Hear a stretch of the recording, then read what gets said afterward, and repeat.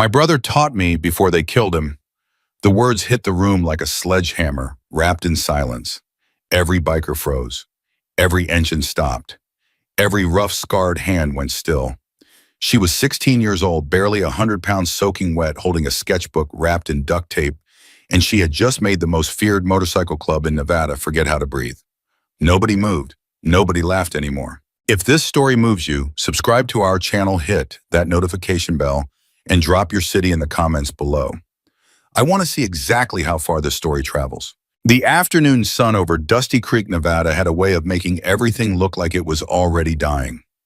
The asphalt cracked, the storefronts peeled. Half the businesses on Main Street had been boarded up for so long that kids had started drawing murals on the plywood just to give the town something to look at.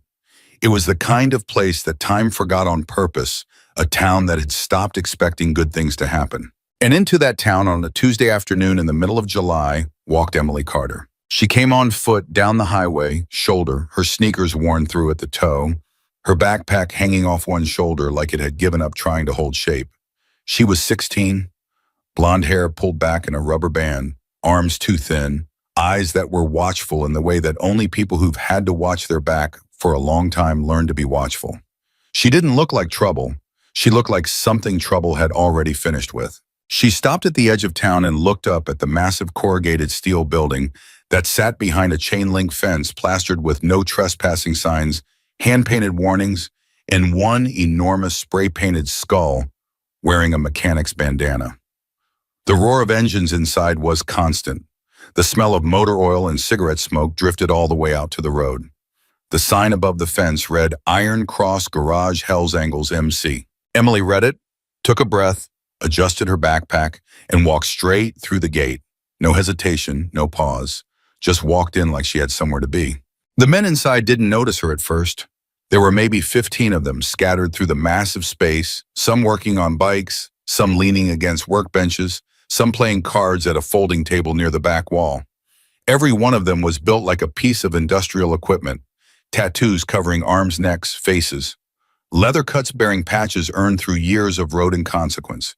These weren't men who scared easily. These weren't men who scared at all. Big Tommy Reeves, all 300 pounds of him, was the first one who spotted her. He was elbow deep in a carburetor when he looked up, blinked, and actually did a double take. He thought for a moment his eyes were playing tricks. A teenage girl alone standing in the middle of the Iron Cross garage like she'd walked into the wrong classroom. "Hey!" His voice alone was enough to make grown men flinch. "Hey kid, you lost." Emily looked at him calmly. "No, sir," she said. "I'm looking for whoever's in charge." That got a few heads turning. A couple of the card players looked up. One man near the far wall, working on a custom Harley tank, with a blowtorch, pushed up his goggles to get a better look. Tommy leaned against the workbench and crossed his arms. "In charge," he repeated slowly. "Of what exactly, sweetheart?" "The club," Emily said simply. "I have a business proposition." That got a full laugh, not a polite chuckle, a real genuine belly-shaking laugh from Tommy that spread like a contagion to the other men nearby. Business proposition. A teenage girl who looked like she'd been living in a drainage ditch wanted to make a business proposition to Hell's Angles. "A business proposition," Tommy wheezed, wiping his eye with a greasy forearm. "Oh, that's something. Boys, we got ourselves a businesswoman." More laughter. Somebody at the card table whistled. Emily didn't flinch. She didn't look embarrassed or afraid. She just waited the same way a person waits for a storm to pass when they know the storm is coming, regardless. When the laughter died down enough, she reached into her backpack and pulled out a sketchbook. The cover was gray cardboard. The corners battered, the whole thing held together with a strip of silver duct tape along the spine.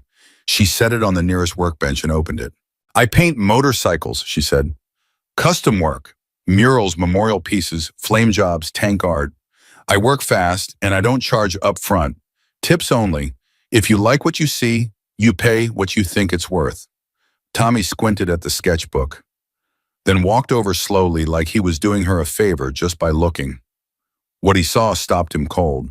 The pages were covered in designs, bike tanks, fenders, full-frame concepts, but not the generic stuff you'd see in any shop catalog. These were alive, flames that looked like they were actually moving, portraits of faces that had real pain behind the eyes, Eagles with feathers so detailed they looked like you could pull one free from the page. Every design was technically flawless, but more than that, every single one had a personality, a soul. The kind of thing you couldn't learn from YouTube tutorials or art school textbooks. You either had that gift in your hands or you didn't. Tommy's jaw tightened. He didn't say anything. He just turned a page. Then another. Two other bikers drifted over without meaning to. The card game stopped. The blowtorch went silent. "Kid," Tommy said slowly, his voice different now. The mockery was gone. "Where did you learn to draw like this?"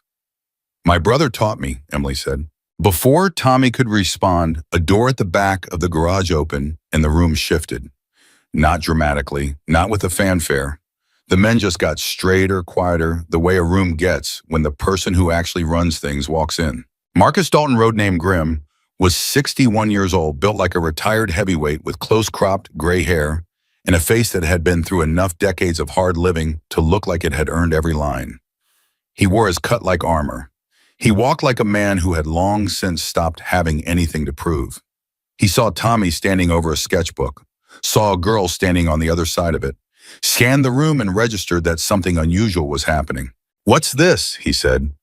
"Kid walked in off the street," Tommy said. "Says she paints bikes for tips." Grimm looked at Emily with the flat, assessing stare of someone who had spent 40 years reading people for a living. "You got a name, Emily."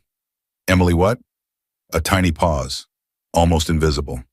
"Carter," she said. "How old are you?" 16. "You got parents, a guardian?" "No, sir."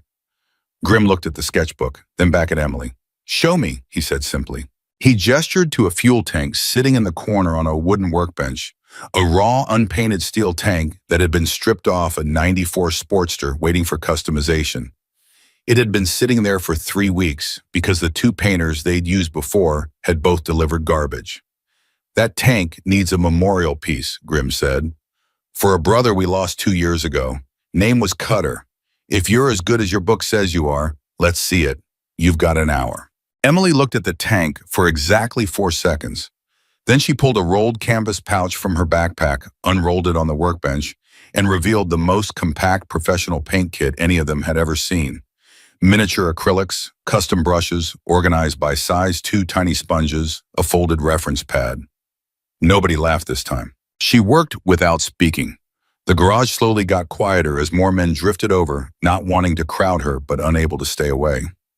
She painted fast, but with complete control, like every stroke was already decided before the brush touched the metal. A portrait began to take shape.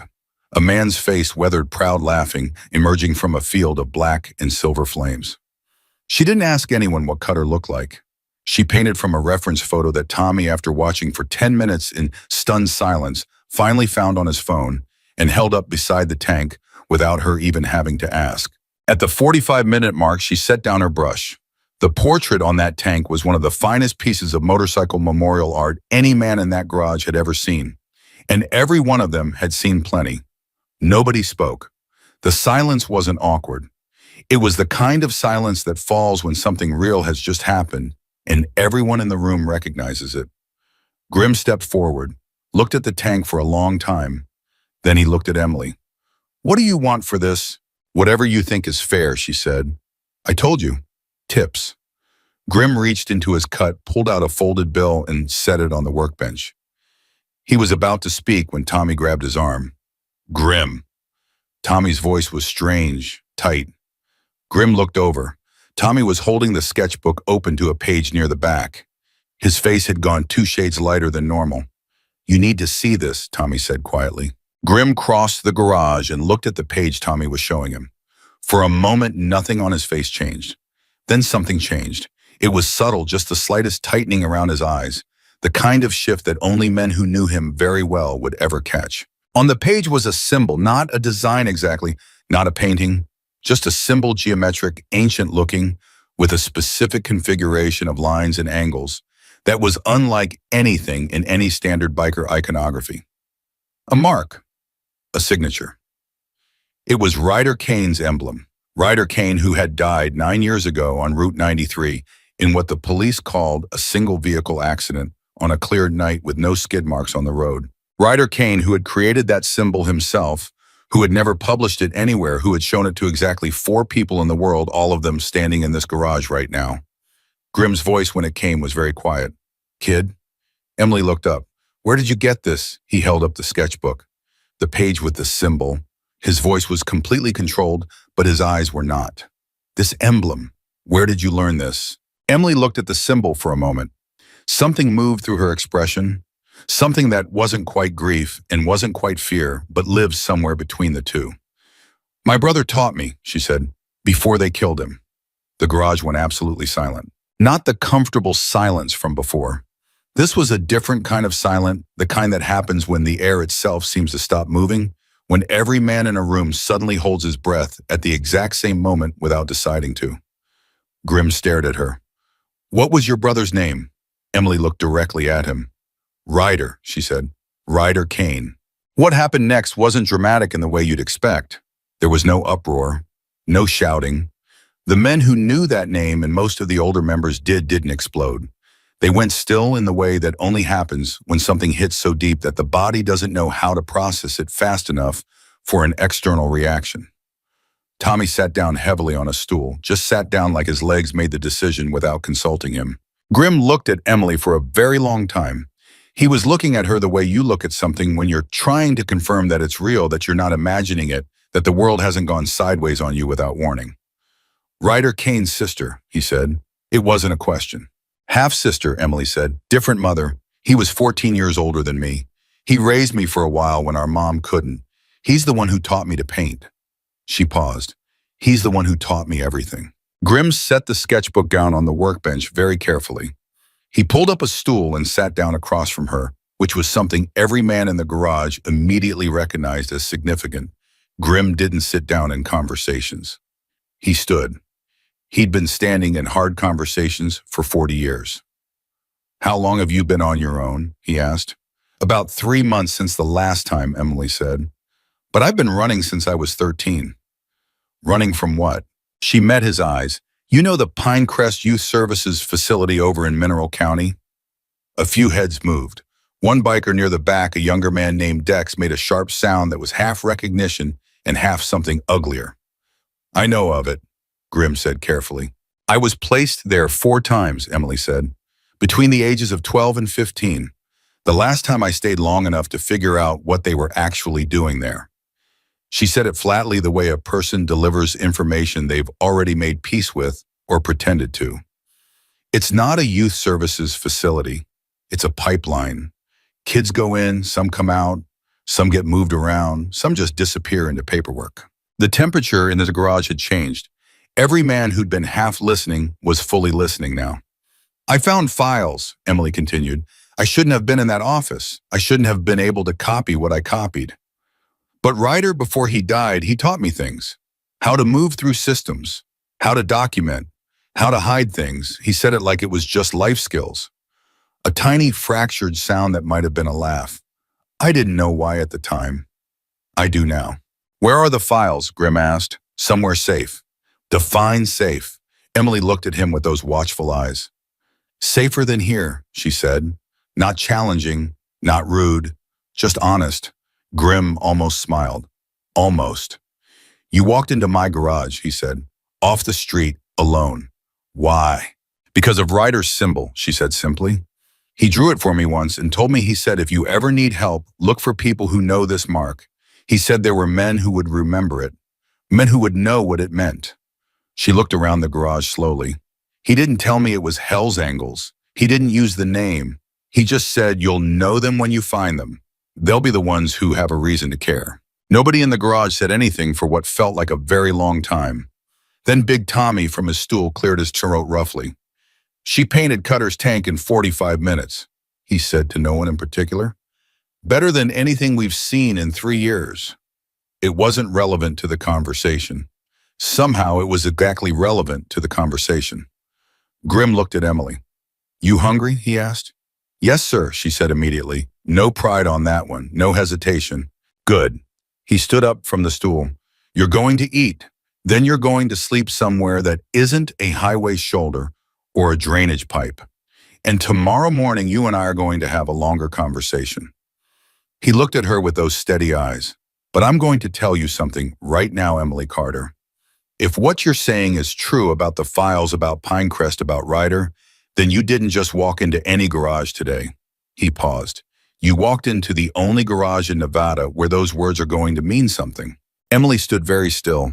For the first time since she'd walked through that chain-link gate, something in her face changed. Not dramatically, not a collapse or a breakthrough. Just a small, almost invisible loosening, like a muscle that had been clenched for 3 years, had for one moment been given permission to let go. He said you were good people, she said quietly. Ryder, he said that under everything you were good people. Grimm nodded once, turned away before she could see his expression fully, spoke to the room without looking at anyone directly. Somebody get her some food. Dex, clean out the back storage room. There's a cot in there, and there's a lock on the door she can use from the inside. He walked back toward his office, stopped with one hand on the doorframe, didn't turn around. And somebody called church for tomorrow morning. All hands. He went through the door. The garage exhaled. Tommy looked at Emily. His big, rough face was doing something complicated. He'd been part of Hell's Angles for 23 years. He'd seen hard things. He'd done hard things. He was not a sentimental man by anyone's definition. You like chili? He said gruffly. Emily looked at him. I like anything, she said. Tommy nodded once sharply, like that settled something important. Good answer, he said. Come on. She followed him toward the back of the garage. Nobody stopped working. Nobody made a speech. But as Emily Carter walked through the Iron Cross garage past men who had spent their whole lives being afraid of nothing, every single one of them watched her go. Because she had walked in carrying a dead man's symbol, and she had said his name like it cost her something. And in a room full of people who knew exactly what it cost to carry the name of someone you loved and couldn't save, that meant something that no one in that garage had the words for yet. But they would. Before long, they all would. Outside, the Nevada desert settled into evening. The sky went from white to gold to the particular shade of bruised purple that only exists in places where the land is flat enough for you to see the whole arc of the world coming down around you. Stars appeared one by one like they were checking to make sure something important had just happened. Inside the Iron Cross garage, a 16-year-old girl with paint-stained hands ate chili out of a paper bowl and didn't say anything. But she looked for the first time in longer than she could remember like she had stopped running. Just for tonight, just for this 1 hour. And in the room around her, without a single word being spoken out loud, 9 hardened men had already made a decision that none of them would ever fully explain. Not to lawyers, not to investigators, not to anyone who would later ask why they did what they did. Because the answer was simple. The answer was Ryder. And the answer was that some debts don't expire just because the person you owe them to is gone. She slept for 14 hours straight. Nobody woke her. Dex checked the storage room door twice during the night, but not to open it, just to make sure the lock was still engaged from the inside. It was. Both times, he stood there for a moment, each time listening, then walked back to his post without saying anything to anyone about it. When Emily finally came out the next morning, she had paint under her fingernails from the night before, and her hair was still pulled back in the same rubber band. She looked like she'd slept like a dead woman. She looked better for it, not good, but better. The hollowness around her eyes had softened by about 10%. That was something. Tommy was already at the coffee pot when she appeared in the garage doorway. He poured a second cup without looking up and set it on the workbench nearest to her. Church in 20 minutes, he said. Grimm wants you there. Emily wrapped both hands around the mug. What's church? Club meeting, Tommy said. Full membership. No guests allowed normally. He finally looked up. You're the exception. She didn't ask why. She just drank her coffee. The church room was behind the main garage. A long table, mismatched chairs. One bare bulb overhead, the walls covered in patches and photographs going back 40 years. 12 men sat around that table when Emily walked in. She recognized Tommy, Dex, and 2 others from the night before. The rest were new faces, and every one of them was looking at her with a different flavor of the same expression: assessment, caution, something that wanted to be skepticism, but kept sliding towards something else. Grimm sat at the head of the table. He gestured to a chair at the far end. Emily sat. Tell them what you told me, he said. No warm-up, no softening, just that. Emily set her coffee mug on the table, folded her hands, and began to talk. She spoke for nearly 30 minutes without being interrupted. She talked about Ryder, how he was 14 years older, how he'd come into her life when she was 4, and their mother was cycling through her 3rd rehab. How he'd been the one who showed up to school plays, who packed lunches, who sat on the edge of her bed when she had nightmares and talked until she fell back asleep.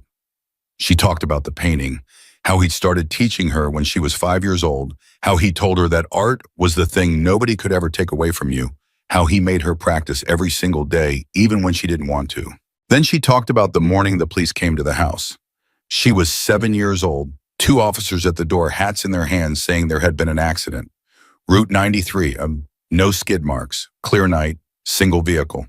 She remembered the exact words because she had repeated them to herself so many times over the years that they'd worn grooves into her memory like water cuts through rock. No skid marks, clear night, single vehicle.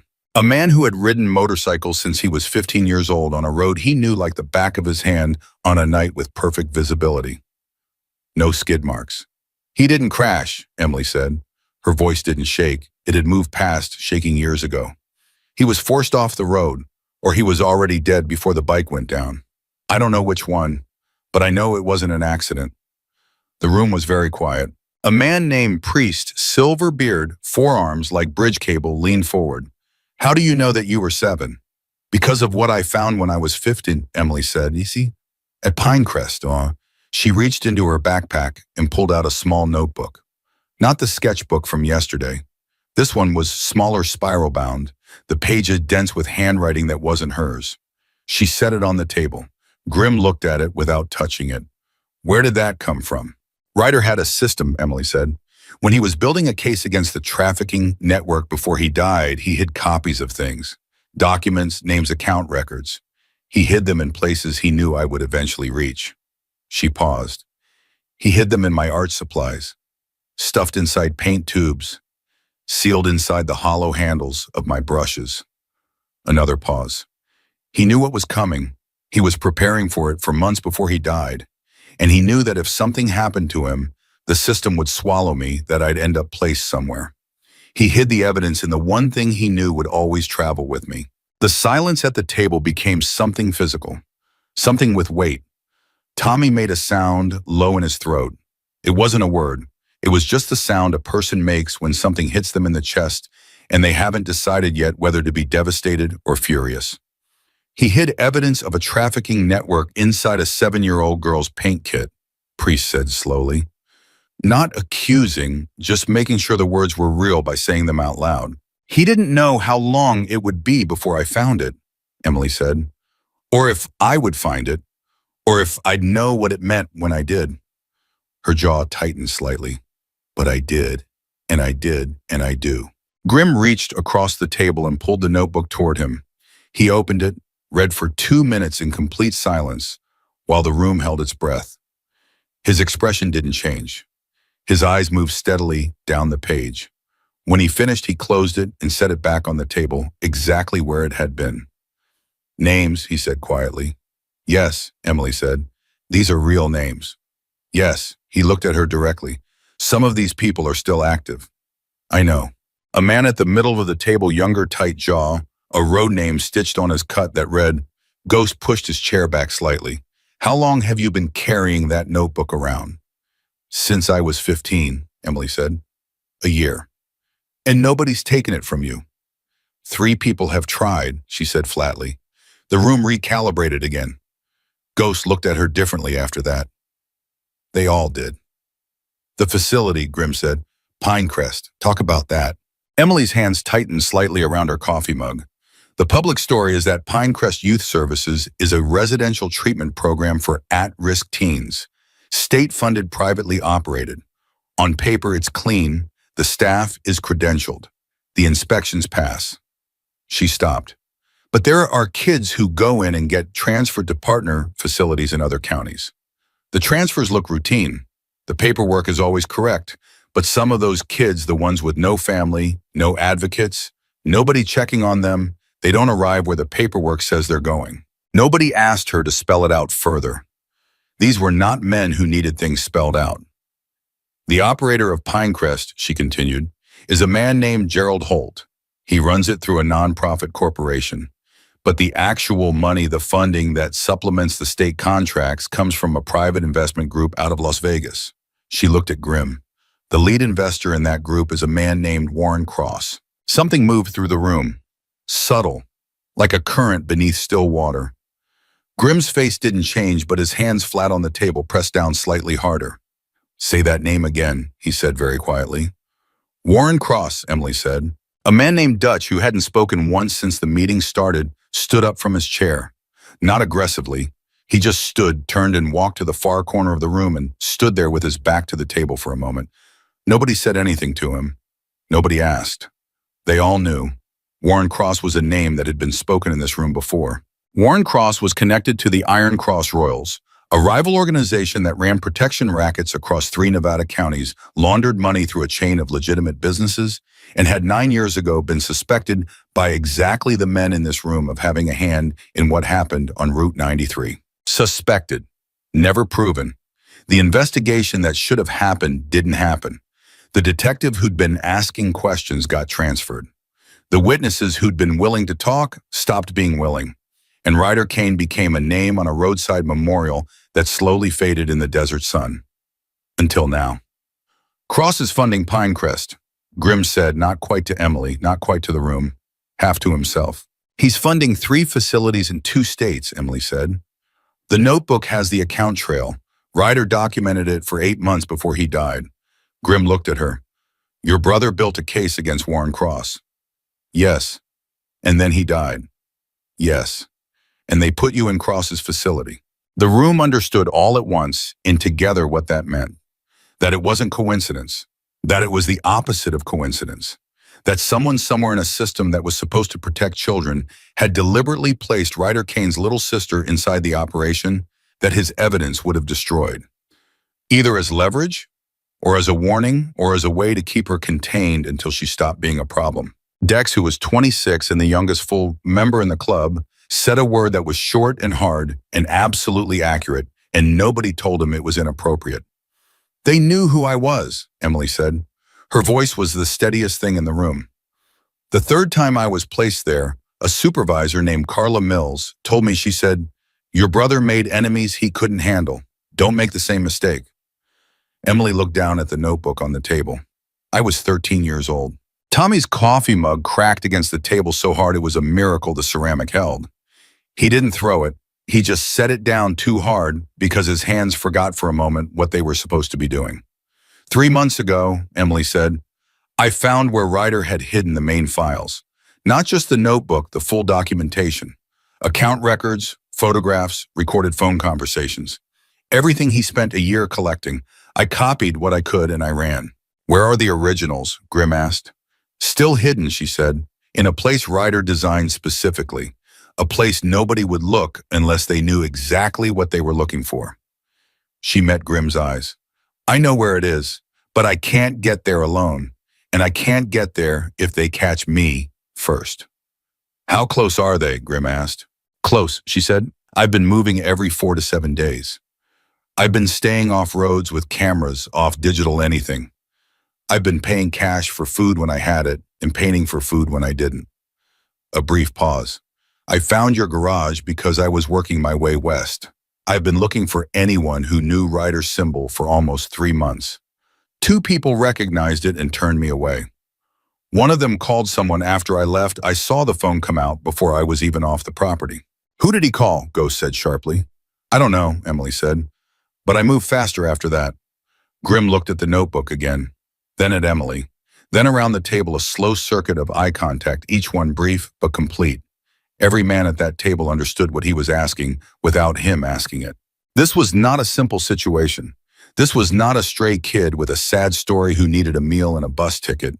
This was evidence of an active criminal network with law enforcement connections, political protection, and a direct motive to eliminate the one person carrying the proof of what they'd done. Helping Emily Carter wasn't a charitable act. It was a declaration, and every man in that room knew it. Dutch came back from the corner and sat down.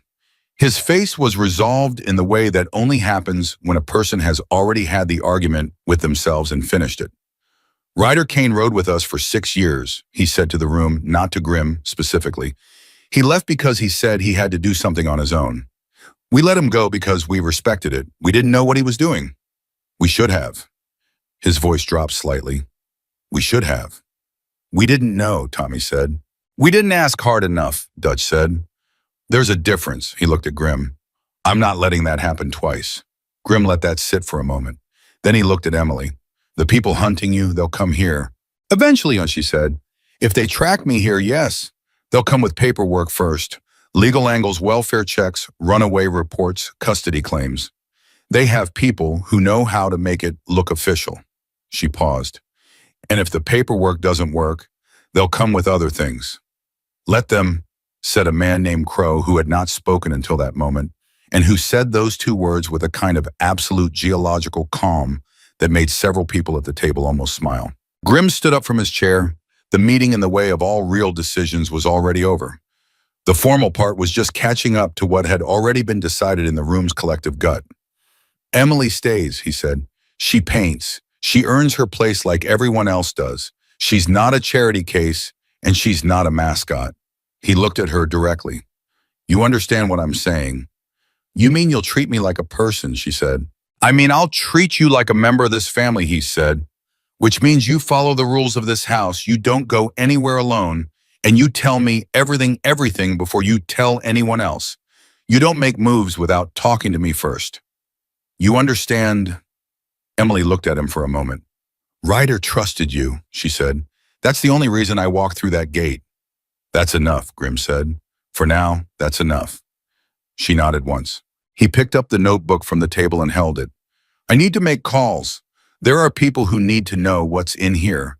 People with resources and reach that go beyond what we can do on our own. He looked around the room. Nobody talks outside this building. Nobody mentions her name, Ryder's name, or Warren Cross's name in any conversation that isn't inside these walls. We run normal until I say different. Chairs scraped back. Men filed out. The meeting dissolved the way Garage Church always did, without ceremony, without drama. Everyone moving directly from decision to action. Emily sat alone at the table for a moment after the others left. She looked at the photographs on the walls. Old photographs, some of them. Men on motorcycles in front of landscapes that looked like freedom. She scanned the faces, slowly looking for one she might recognize from her earliest memories. She found it near the far end of the wall. A younger man, dark-haired, laughing at whoever was holding the camera. A patch on his cut she recognized. A smile she'd spent 9 years trying not to forget. She stood up and walked to the photograph, put 2 fingers against it gently. I found them, she said quietly. To no one, to him. I found them, Ryder. Then she turned around, picked up her backpack, and went back into the garage to work, because she was Ryder Kane's sister. And Ryder Kane's people didn't sit still when there was something that needed doing. By noon, she had started on a second tank. By 2 o'clock, 3 members who had initially watched her with arms crossed were standing nearby, watching her work with their arms at their sides. By 4 o'clock, Dex had quietly brought her a sandwich and a soda without being asked and without saying anything about it. And somewhere across 3 Nevada counties, in offices, in back rooms, and secured phone lines, men and women who had spent 9 years believing they had gotten away with everything were, without knowing it, yet running out of time. The notebook was in Grim's hands, and Grim had started making calls. Grim made 7 phone calls that afternoon and said almost nothing during any of them. That was how people who knew him understood the severity of what he was dealing with. The less Grim had talked, the worse the situation. A man who ran on instinct and economy of motion, he had learned decades ago that words left evidence and silence left options. He gave out just enough information to the right people to confirm what Emily had brought them was real. By the time the sun went down, 3 of those 7 calls had come back with answers that made him sit alone in his office for 20 minutes without moving. Warren Cross wasn't just a name connected to the Iron Cross Royals. He was connected to the county commissioner's office, 2 state-level social services contracts, a private security firm that provided staff to juvenile facilities across Nevada and Utah, and most critically, a federal grant administrator who had been funneling oversight funds toward facilities that were never properly inspected. The network Ryder Kane had spent a year documenting wasn't a local operation. It was a machine with moving parts in 3 states and enough legal cover to make direct confrontation not just dangerous but potentially criminal for anyone who tried it the wrong way. Grimm came out of his office at 7 that evening and found Emily at the workbench finishing the detail work on a third tank. She had barely looked up in 6 hours. 3 of the younger members had taken turns sitting nearby, not watching her exactly, just being present. The way you sit near something fragile without admitting that's what you're doing. "How are you holding up?" Grimm asked. Emily didn't look up from the brushwork. "Better when my hands are moving," she said. "I know that feeling," he said. She looked up then because something in his voice made it clear he meant that literally, not conversationally. She studied his face for a moment. "What did your calls tell you?" "That your brother was right about all of it," Grimm said, "and that he was right to be scared." Emily set her brush down. "He wasn't scared," she said with a quiet fierceness that was the first real flash of anger she'd shown since she'd arrived. "He was careful. There's a difference. Scared people run. Ryder prepared." Grimm looked at her for a moment. "You sound like him," he said. Something crossed her face. She picked her brush back up. "Good," she said quietly. The next morning arrived ordinary enough. That was the thing about the days before everything broke open. They always arrived ordinary. Coffee engines, the smell of oil and morning air coming through the garage's side doors. Dex was arguing with Ghost about something pointless near the parts shelves. Tommy was on the phone with a supplier. Emily was already at the workbench before anyone else had finished their first cup. Then the vehicles pulled up outside. 2 of them. Clean, dark blue, government plates. Tommy spotted them through the garage window and said one word that brought every head up across the garage floor. Not loud, just the one word. But the way he said it made it land like a starter pistol. Grimm appeared from his office before the car doors had fully opened. He positioned himself at the front of the garage with Tommy flanking his left and Dutch flanking his right, and he waited. That was another thing people who knew Grimm understood. He never went to a problem. He let it come to him. 2 men in button-down shirts and county ID lanyards came through the gate with the particular walk of people who are accustomed to doors opening for the varsity. One was mid-40s, slightly overweight, the kind of bureaucratic soft that comes from years behind a desk. The other was younger, harder looking, with the posture of someone who'd had military training and was trying not to make it obvious. The older one smiled. It was the smile of a man who had practiced it specifically to not look like a threat. "Good morning," he said. "We're looking for a Marcus Dalton. Is that—" "That's me," Grimm said. "Mr. Dalton, I'm Dennis Farrow, Mineral County Department of Child and Family Services. This is my colleague." He didn't give the colleague's name. "We've received a report of an unaccompanied minor in potential distress, a 16-year-old female. We have reason to believe she may have made contact with individuals at this location." Nobody in the garage moved. Nobody made a sound.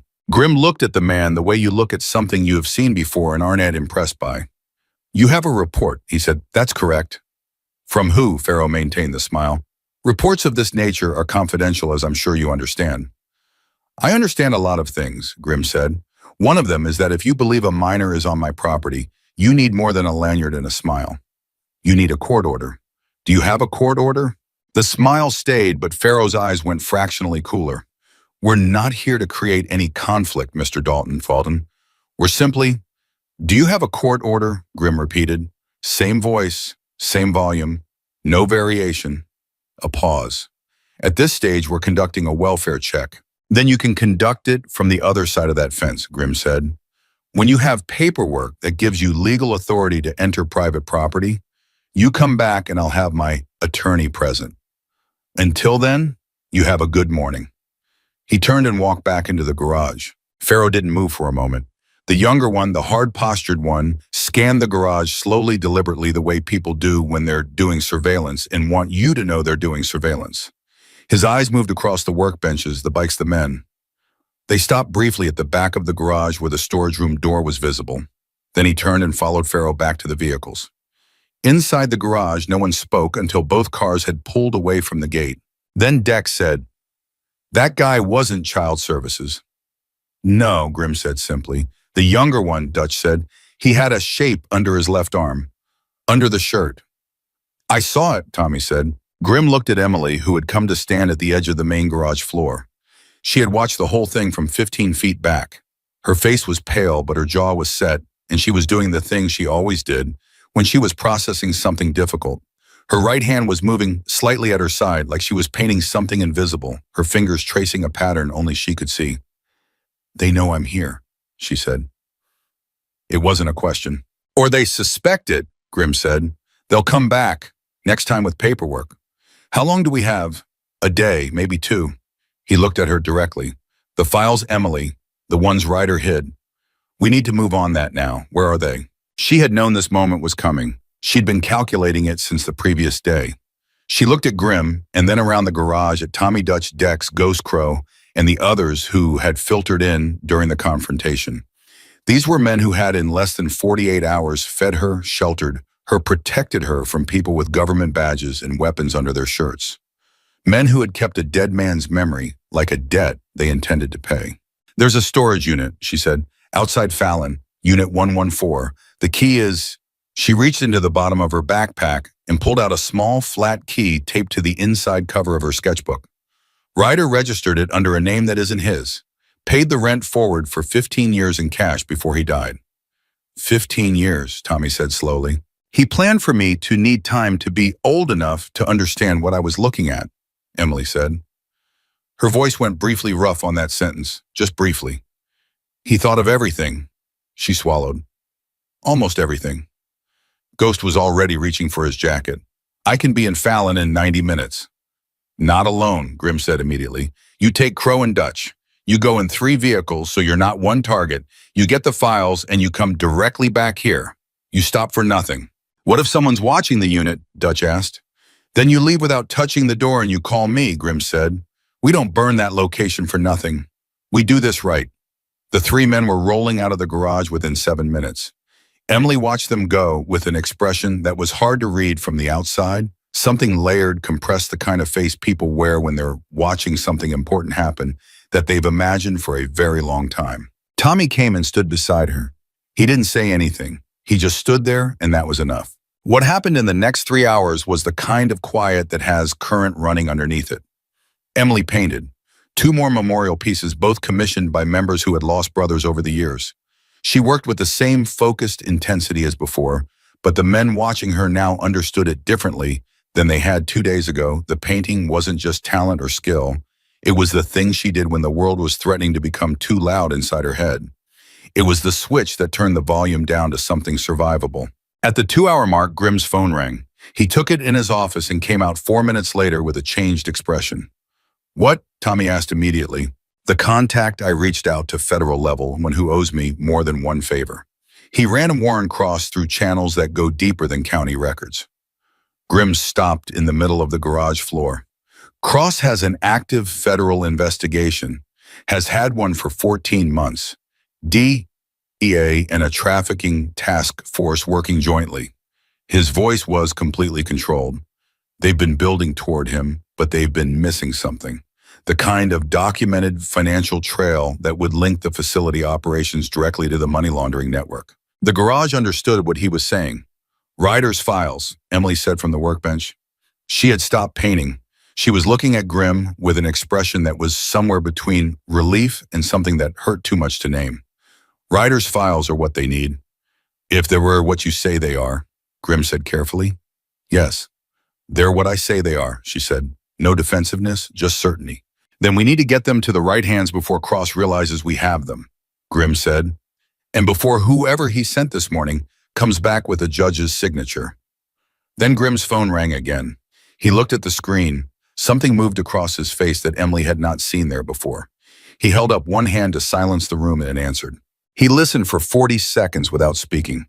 His expression didn't change exactly, but it did something contracted somehow. Like something inside it got very still in the way that things get still right before they move very fast. He hung up. "Ghost just called from the road," he said. "They're 4 miles from the storage facility." He paused. "There are 2 vehicles parked across the street from the unit. Dark SUVs, engines running." The air in the garage changed completely. Emily stood up from the workbench. "They know about the unit," she said. Her voice was flat with the shock of it. "How?" Tommy demanded. "How would they know?"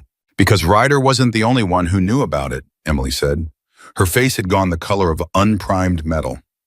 "There was someone else, someone he trusted before he died, who he told about the backup plan." She stopped. Something was happening behind her eyes, a calculation, a terrible arriving conclusion. Someone who was supposed to help me if I ever needed it, someone whose name is in the notebook. Grim looked at her. What name? Emily closed her eyes for exactly 3 seconds. When she opened them, they were resolute in the particular way that comes from accepting a loss you can't undo. Carla Mills, she said, the supervisor at Pinecrest, the one who warned me about Ryder's enemies. Her voice was barely above a whisper. I thought she was threatening me. I didn't understand. She was the contact. She was the one Ryder trusted to watch over me inside the system. She breathed. And somewhere between then and now, they turned her. Nobody in the garage said anything. The weight of it was enormous. Ryder Kane had built an entire architecture of protection around his little sister. Files, hidden keys, coded symbols, forward, page storage units, and somewhere in that architecture, a single human being had failed, had been broken or bought or threatened into betrayal. And now the thing he had protected for 9 years was sitting in a storage unit in Fallon, with 2 dark SUVs idling outside it. Ghost's team, Grim said, pulling himself back to motion. They're still 4 miles out. They haven't been seen. He was already calling. Ghost, do not approach the unit. I need you to find a position where you can watch those vehicles without being visible. Tell me if they move. Tell me immediately if anyone goes to that door. He hung up and looked around the garage. I need options. Talk to me. Crow, who had turned back after Ghost's first call and was still present, said, Decoy, we send someone to the unit in a way that pulls those vehicles off position. While they're following the decoy, Ghost's team goes in fast, gets the files, and drives the opposite direction. They'll make Ghost if he goes in, Dutch said. They'll have the plate numbers of anything in our network by now. So we use a vehicle they don't have on file, Tommy said slowly. He looked at Emily. What about the contact your brother set up? The federal people Grim reached, can they move on the unit directly? Take custody of the evidence themselves. Takes time, Grim said. Official channels. They'd need to establish jurisdiction, get authorization. We don't have time, Emily said. Everyone looked at her. She was standing straight, her paint-stained hands at her sides, and she looked like someone who had just made a decision that was going to cost her something. Give me a phone, she said, one that isn't connected to anyone in this building. Grim frowned. Why? Because I have a number, she said. A number Ryder gave me when I was 7 years old. He made me memorize it. He made me say it back to him every single morning for 2 weeks until it was automatic. He said it was the last line, the number you call when everything else has run out. She met Grim's eyes. I've never called it. I didn't know if it was still active. I didn't know if whoever was on the other end was still alive. She paused. But I think it's time. The garage went very quiet. Grim reached into his cut and produced a clean burner phone, the kind that came out of its packaging that morning. He held it out. Emily took it. Her hand was steady. She dialed a number she had carried in her memory for 9 years, through 4 facility placements, 3 escapes, and 1,000 nights of not knowing if tomorrow was going to be the day they finally caught her. It rang twice. A voice answered. Male. Older. Careful. This line has been inactive for 9 years, the voice said. I know, Emily said. My brother told me to call it if I had everything and I had nowhere left to go. A silence. Then what was your brother's name? Ryder Kane. Another silence. Longer. Are you safe right now? The voice asked. I'm with people who are trying to keep me that way, Emily said. Where are the files? In a storage unit in Fallon being watched by Cross's people. I have the key. The voice on the other end said nothing for a moment. When it spoke again, it was different. The careful politeness stripped away, replaced by something direct and operational. Give me the unit number and the facility address, it said, and then don't move. Don't let anyone move. We'll handle the unit. A pause. And tell whoever is protecting you that federal assets will be at their location within 4 hours. What's the address? Emily looked at Grim. He had heard enough of the conversation to understand. He held out his hand for the phone and she gave it to him, and he gave the address without hesitation, without the caution and calculation he applied to everything, without his usual instinct to hold back until he had more information, because there was no more time for that now. He hung up and stood holding the burner phone for a moment. Who was that? Tommy asked. Grim looked at Emily. She looked back at him. I don't know, she said honestly. Ryder just called him the last line. She picked up her brush from the workbench. Her hands were still steady. She looked at the tank in front of her, half finished, a landscape of fire and motion, still waiting for its final form. She dipped the brush. I'm going to keep working, she said. It's the only thing I know how to do while I wait. Nobody argued with that. Outside, the Nevada desert held its heat like it held everything else, without apology, without relief. Somewhere 50 miles east, Ghost and Crow sat in a borrowed truck, watching two dark SUVs that didn't know their time had just run out. And somewhere on a federal frequency that had been quiet for 9 years, people who had been waiting for a single thread to pull were finally pulling it. Ryder Kane had built his last line carefully. He just hadn't lived long enough to see it hold. The 4 hours felt like 4 days. Emily painted through all of it. She finished the tank she'd been working on, started another, and when her hands finally ran out of surfaces to cover, she began sketching in her book. Not designs, not bike art, but faces. Ryder's face. The way she remembered it from childhood, laughing over a breakfast table. The way she imagined it in the last months before he died, when she was too young to understand why he'd started looking tired all the time.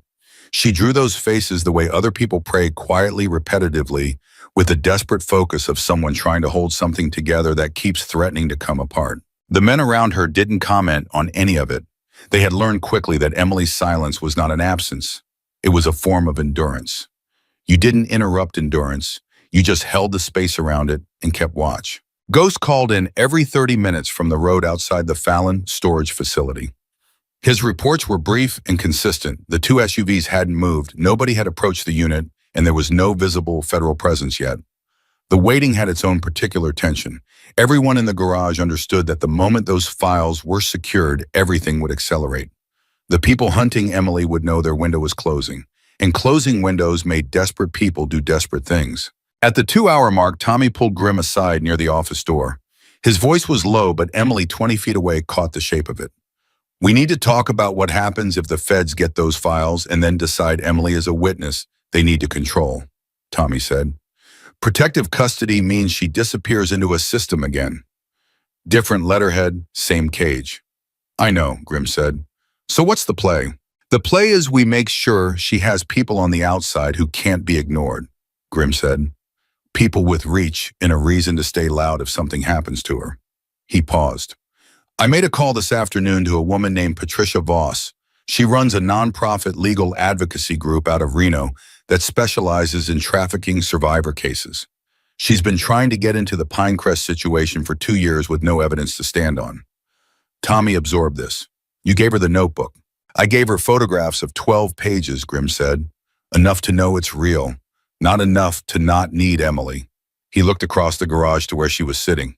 Emily is the chain of custody. She's the one who found it, carried it, protected it. Without her testimony, the files are documents. With her testimony, they're a case.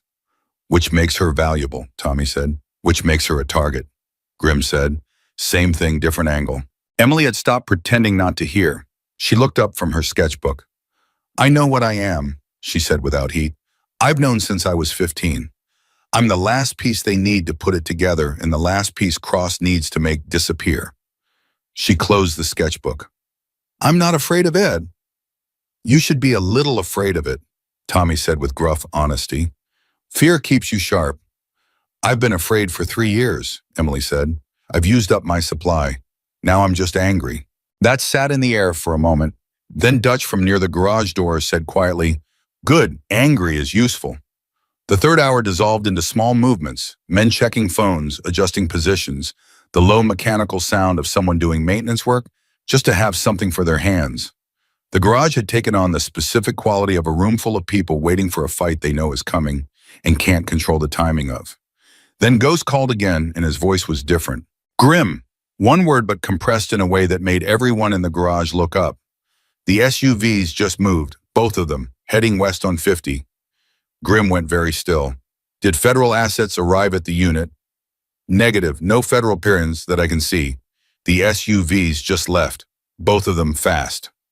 Follow at distance. Don't lose them. He hung up and looked at the room. The same thought was forming behind every set of eyes simultaneously. If Cross's people had abandoned the storage unit, it meant one of two things. Either they'd gotten what they needed from it already, which seemed impossible since the key was in Emily's hand, or they had received information that made the storage unit irrelevant. Information that told them exactly where Emily was. Lock the building, Grimm said. No elaboration. He didn't need to elaborate. The garage went into motion immediately, the practiced, efficient motion of men who had prepared for this without making it obvious they were preparing. The main vehicle doors came down. The side entrance was secured. Tommy moved to the front window and killed the exterior lights. Dex appeared from the back with a duffel bag that he set on the center workbench and opened without ceremony. The contents were not painting supplies. Emily stood up from her stool and looked at all of this happening around her. She felt something move through her that was not quite fear and not quite adrenaline, but lived somewhere between the two, a clarifying sensation, like everything that had been blurry, suddenly developing sharp edges. They're coming here, she said. Maybe, Grimm said. Definitely, she said. She knew the way these people operated. She had watched them work through proxies and paperwork and careful distance for 3 years. When the careful approach stopped working, they shifted gears without sentiment.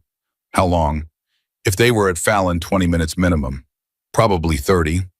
Then we have 30 minutes to decide what we're doing, Emily said. She looked at Grimm directly. I am not hiding in the storage room. I know, he said. And I'm not running, she said. I'm done running. I know that too, he said. So what do we do? Grimm looked at her for a moment. Then he did something she hadn't seen him do since the first day she'd arrived. He reached into his cut, pulled out his phone, and handed it to her without password protecting it first. An act of total trust that every man in the garage registered without commenting on. Call Patricia Voss, he said. Her number is in the contacts. Tell her what's happening right now. Tell her we need someone who can be loud legally. Loud within the next hour. If Cross's people arrive here with any kind of official documentation warrants, welfare orders, anything with a state seal, I want a lawyer who can make their lives complicated before they finish reading it out loud. Emily took the phone, found the number, made the call. Patricia Voss picked up on the second ring, which meant she'd been waiting. Emily spoke for 90 seconds, fast and clear, laying out the situation with the same stripped-down precision she used when she talked to Grimm. No emotional flourishes, no circling. Just facts, timeline, and what she needed. Voss said, I can have an emergency injunction filed against any involuntary transfer of a minor from your location within 45 minutes. It won't stop them physically, but it will make anything they do after that legally radioactive. Can you stay on the line? Yes, Emily said. She kept the phone to her ear and looked at Grimm. She's filing an injunction, 45 minutes. He nodded once. Then his own phone, the one he'd taken back after the Voss call, buzzed in his hand. He looked at the screen. His jaw tightened in a way that was visible even to Emily, who was still learning to read his expressions. What? She said. He held up the phone so she could see the screen. A text from Ghost. 4 words. They split up. 2 cars. 1 car heading west, which meant 1 car was almost certainly heading somewhere else. The SUVs hadn't just left Fallon, they had divided, and that meant coordination. And coordination meant someone had given an order, and orders at this level didn't come from county social services supervisors. How many people does Cross have in this? Emily asked. Enough, Grimm said. He was already texting Ghost back. The second car, Ghost is tracking it. We'll know in a few minutes where it's going. But they both already knew where it was going. Crow came in from the back of the building moving fast. There's a truck parked 2 blocks east that wasn't there an hour ago, he said. Dark, nobody visibly inside, but the chassis is sitting low. It's loaded. The word loaded in that context didn't mean cargo. Grimm made a sound that was not quite a word and turned to the room. Positions, he said. Nobody goes outside. Anyone who can contact a neutral party, a neighbor, anyone who has eyes on this block, do it now. I want witnesses. I want this block watched by people Cross can't threaten. He pointed at Dex. Get the camera system running and recording to an external drive. Everything that happens in front of this building gets documented. Then his phone rang, not a text to call, unknown number. He answered it. Listened for 15 seconds. His expression didn't change, but something behind it did, something that looked to Emily like the specific kind of controlled fury that lives in a person who has been patient for an extremely long time and just found out they needed to be patient for a little longer. He hung up, looked at Emily. The federal contact came through, he said. Assets are at the storage facility. They've secured the unit and retrieved the files. He paused. The files are intact. Everything Ryder documented is there. The garage exhaled collectively. Emily pressed her hand flat against the workbench, and for a single unguarded second, her face did something she hadn't let it do in front of any of them. It broke open slightly, just at the edges. 9 years of her brother's work sitting in a storage unit in Fallon, finally in hands with the authority and the mandate to use it. 9 years of Ryder being right about everything except the part where he stayed alive to see it. She breathed through it, pulled herself back, set her jaw. Does Cross know? She asked. He will soon, Grimm said, which means the people he sent tonight either complete their objective in the next hour or they lose their window permanently. So they'll come hard, Dutch said from the door. They'll come hard, Grimm confirmed. And then 17 minutes later they came. Not with paperwork this time. The vehicles that came down the road toward the Iron Cross garage were not the clean government-plated sedans from that morning. There were 4 of them, 2 black SUVs and 2 trucks, and they came without lights, which was itself a statement. People who come to your door with legitimate authority come with their lights on. They want to be seen. They want the performance of legitimacy. People who come without lights have already decided that the performance is over. They stopped 50 yards from the garage gate. Engines running, nobody got out immediately. It was a pressure tactic, letting the arrival itself do work before anyone said a word. Inside the garage, every man had found his position without being told to. This was not the first time Hell's Angels had stood in a building while people with bad intentions sat outside it. The difference tonight was the 16-year-old girl standing at the center of the garage floor, and the difference was not lost on anyone. Tommy came to stand next to Emily, not in front of her, next to her. It was a specific choice, and she recognized it as one. You don't have to stand here, he said quietly. You can go to the back room. Lock the door. I spent 3 years going to back rooms and locking doors, Emily said. It didn't work. Tommy looked at her for a moment. Then he nodded and didn't say another word about it. Grimm walked to the front of the building and stood at the vehicle door, the big rolling door that faced the road, and waited. Outside, someone had gotten out of one of the SUVs, one person approaching the gate, not rushing, the deliberate pace of someone who believes they hold all the necessary cards. A voice came through the door. Male, flat, professional in the way that professional threat sounds different from amateur threat. We're looking for a juvenile and unauthorized placement. Emily Carter, 16 years old, ward of the Nevada Department of Child Services. We have documentation authorizing her return to state custody. Open the door and release her, and we leave without incident. Grimm's voice, when it came, was completely level. You're on private property. You have 30 seconds to return to your vehicles before I call the sheriff's department. A pause. Then Mr. Dalton, the sheriff's department, has been notified of this situation and has deferred to state custody procedures. You don't have a legal position here. I have a lawyer who disagrees, Grimm said. She filed an emergency injunction 11 minutes ago. You want to test that in front of a judge? At 7 in the morning, be my guest. Another pause, longer this time. The kind of pause that happens when someone is receiving information from somewhere else, an earpiece, a phone, a chain of command, running instructions in real time. Then Crow at the side window said sharply, 2 of them just went around back. The room snapped. Ghost, who had returned from Fallon 10 minutes earlier and come in through the back without announcement, appeared from the rear corridor. Already covered, he said quietly. They're not getting through the back access. The voice outside changed. The professional flatness cracked just slightly into something with edges. Mr. Dalton, last opportunity. Release the girl. Emily walked forward. She walked to where Grimm was standing and stood beside him, facing the closed door. Let me talk to them, she said. Every head in the garage turned. Emily, Grimm started. Let me talk to them, she said again. Calm, absolute. The voice of someone who had been running for 3 years and had just in this moment, in this building, decided completely and finally that they were finished running. They came for me. They should hear from me. Grimm looked at her for 3 full seconds. Then he stepped back from the door and made a gesture to Tommy, who disengaged the side lock on the pedestrian door. Not the big rolling door, but the smaller side access that opened onto the front fence line.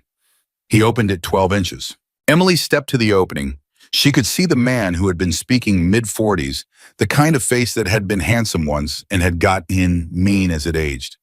He was standing at the gate with two others behind him. She could see the shapes inside the SUVs. She could feel the weight of all of it, the four vehicles, the men in them, the years of machinery that Warren Cross had built to make sure no one ever connected the dots that Ryder Kane had spent his life connecting. She spoke at a volume that carried clearly across the distance. "My name is Emily Kane," she said. Not Carter. Kane, her brother's name. The name she'd stopped using when the system absorbed her and reassigned her. The name she was taking back right now in front of these men, in front of this garage, in front of everyone. "My brother was Ryder Kane. He spent a year documenting Warren Cross's trafficking network, and he died for it.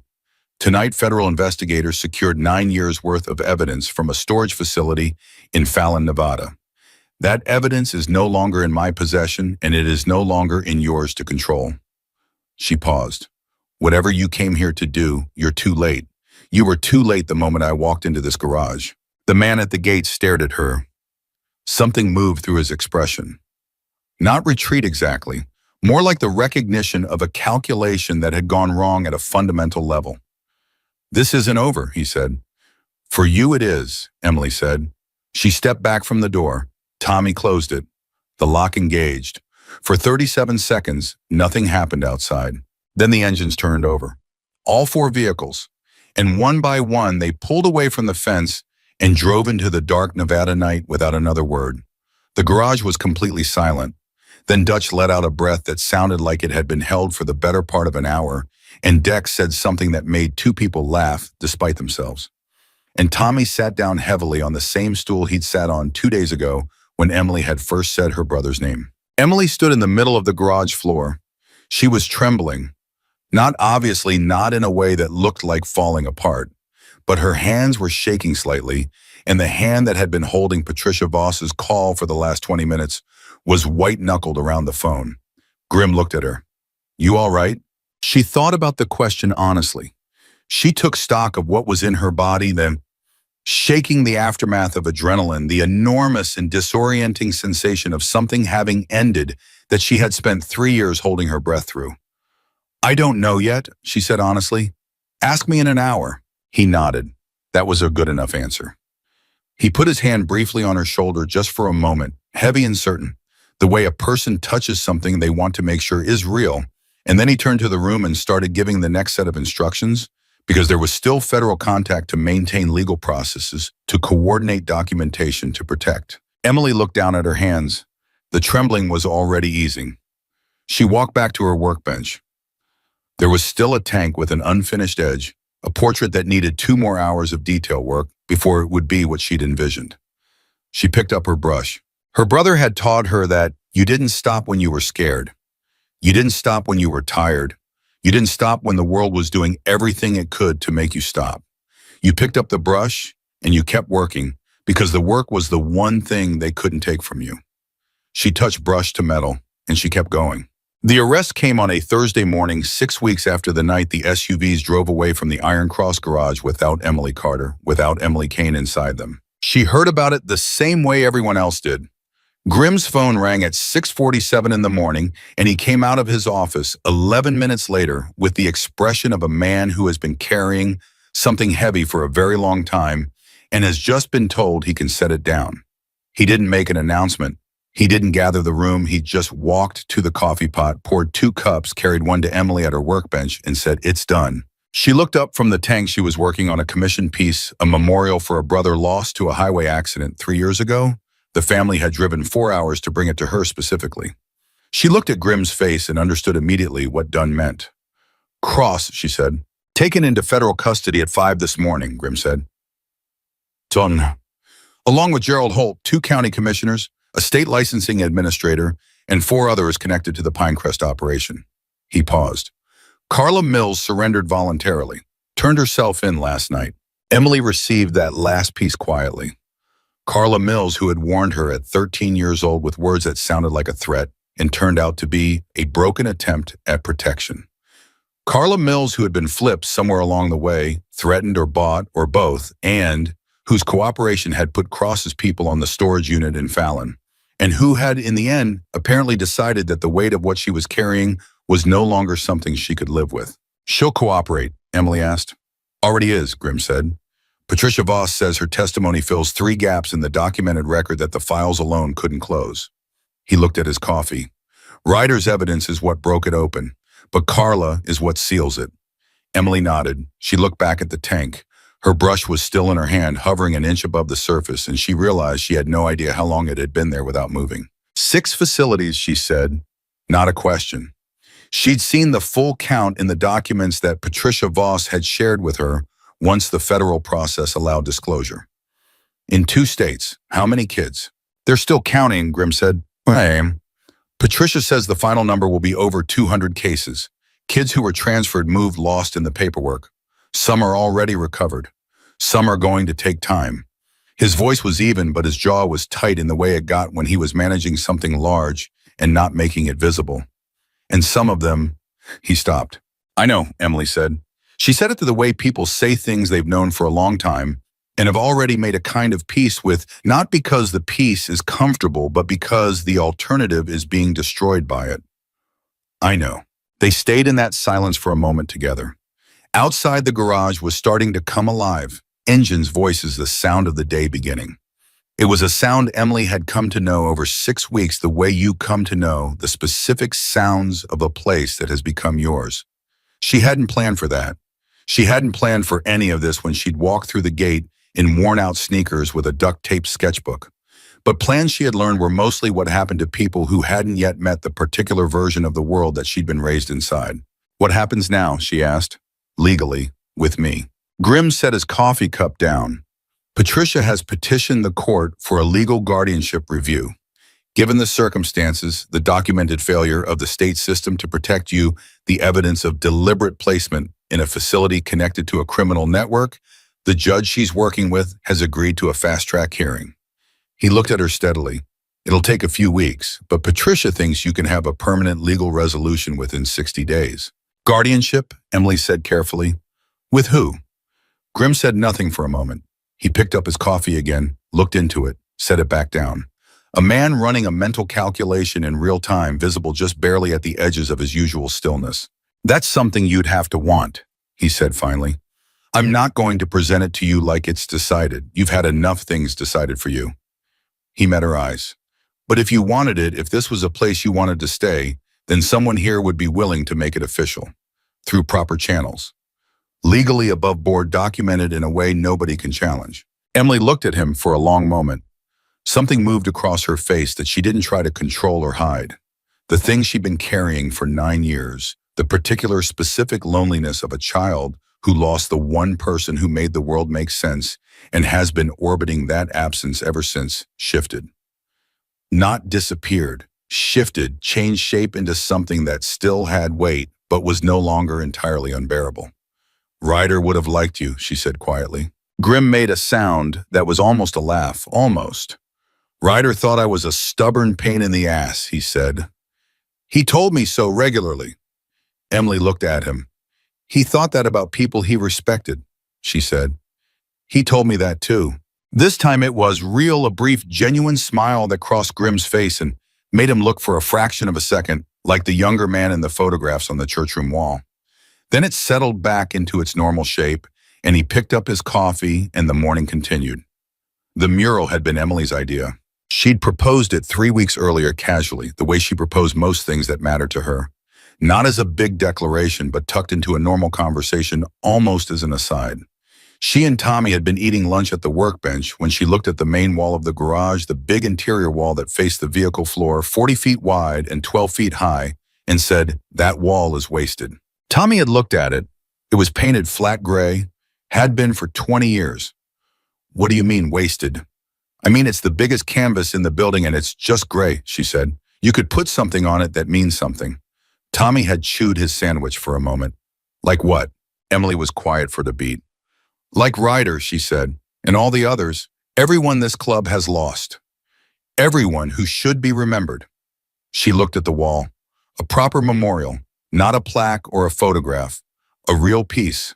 Something alive. Tommy had looked at the wall for a long time after that. Then he'd gotten up, walked to Grimm's office, knocked, gone in, and come out 4 minutes later. "He says do it." Tommy told her. Whatever you need, we get it. That had been 3 weeks ago. The mural had taken every one of those 21 days early mornings before the garage opened, late evenings after it closed, and every available hour in between.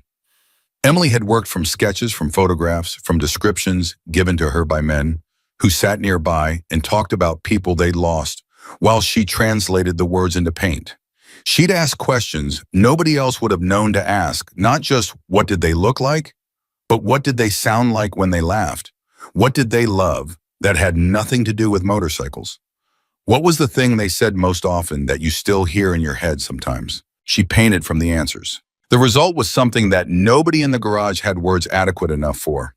Ryder Kane wrote at the center, not posed, not heroic in the statue sense, but alive, the way a captured moment is alive, caught in the instant of pure forward motion. His face turned just slightly toward the viewer, with an expression that everyone who had known him recognized immediately, and several of them had to walk away from for a few minutes after seeing.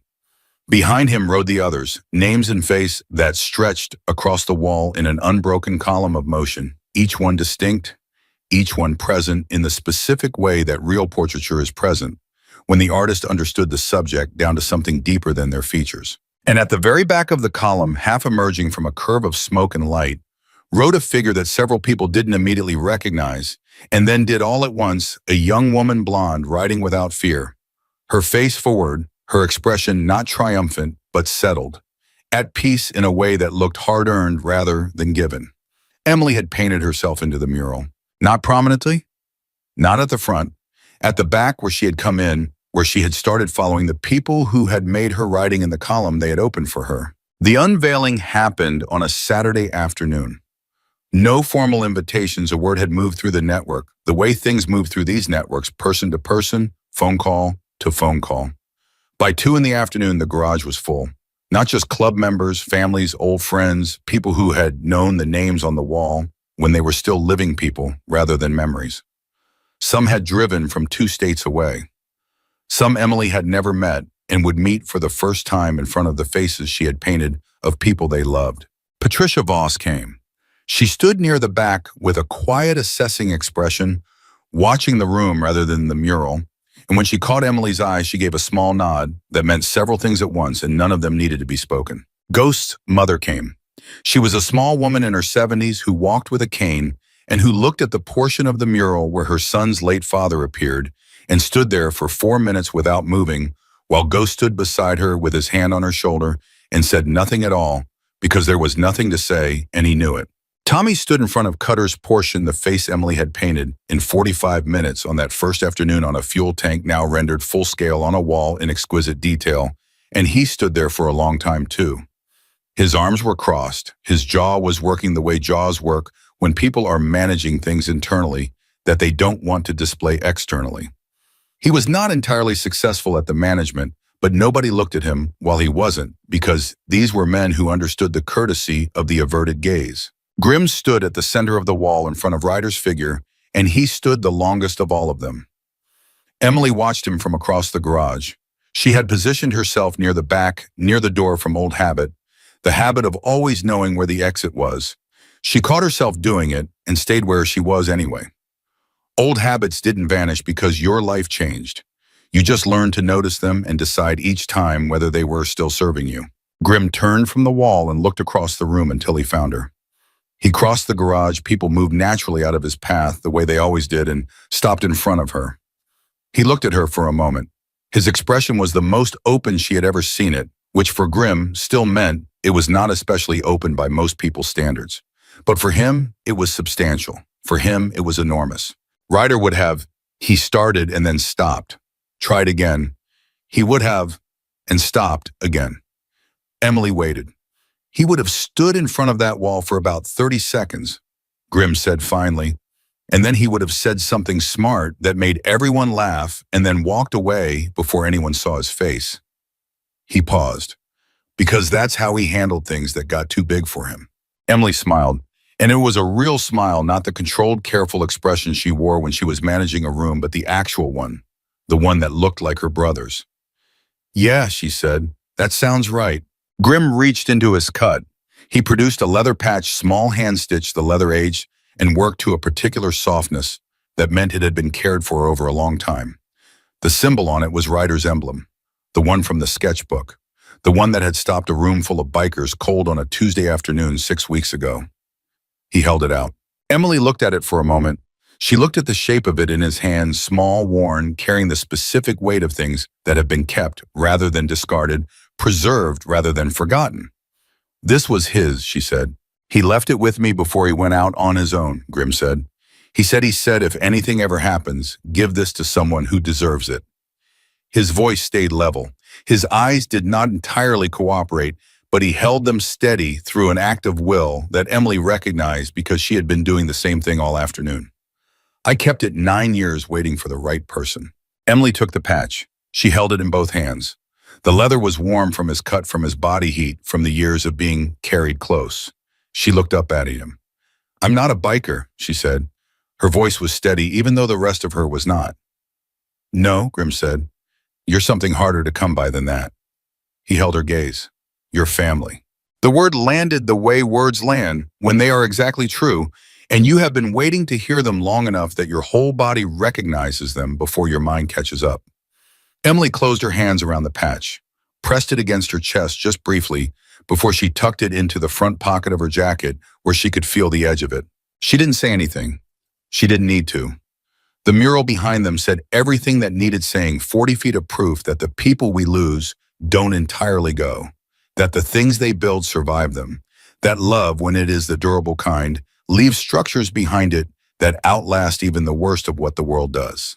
2 weeks later, Patricia Voss walked out of a Nevada family court with a document that made Emily Kane a legal person with a legal home and a legal future that no state system, no county commissioner, no man with a government lanyard could touch. Grimm signed the papers as her legal guardian in a small courtroom on a Tuesday morning with Tommy and Dutch as witnesses, and when the judge said, "It is so ordered," Tommy made the sound again, the one that wasn't a word, but this time it resolved itself at the end into a rough, quiet laugh that made Dutch clear his throat aggressively and look at the ceiling. Emily shook the judge's hand, thanked Patricia, walked out into the morning with people on either side of her who had been strangers 6 weeks ago and were not strangers anymore. She was 16 years old. She had one patch in her jacket pocket and one name that was fully hers again. She had a wall in a garage in Dusty Creek, Nevada, covered in faces that would never be forgotten. She had evidence that had brought down a network 9 years in the making. She had a brother who had known somehow in the way that people who love us most completely always seemed to know that she would be strong enough to carry what he left her. She had a family, not the kind you are handed by biology or assigned by a broken system, the kind you walk through a gate to find, the kind that stands between you and the worst thing coming and doesn't move, the kind that keeps a 9-year-old promise without being asked to and without needing to be thanked for it. She got into the truck between Tommy and Dutch for the drive back to the garage, and somewhere on the highway through the Nevada desert with the morning coming in through the windows and the road wide and open ahead of them, she reached into her jacket pocket and held the patch in her closed hand. And for the first time in 9 years, Emily Kane was not running. She was home.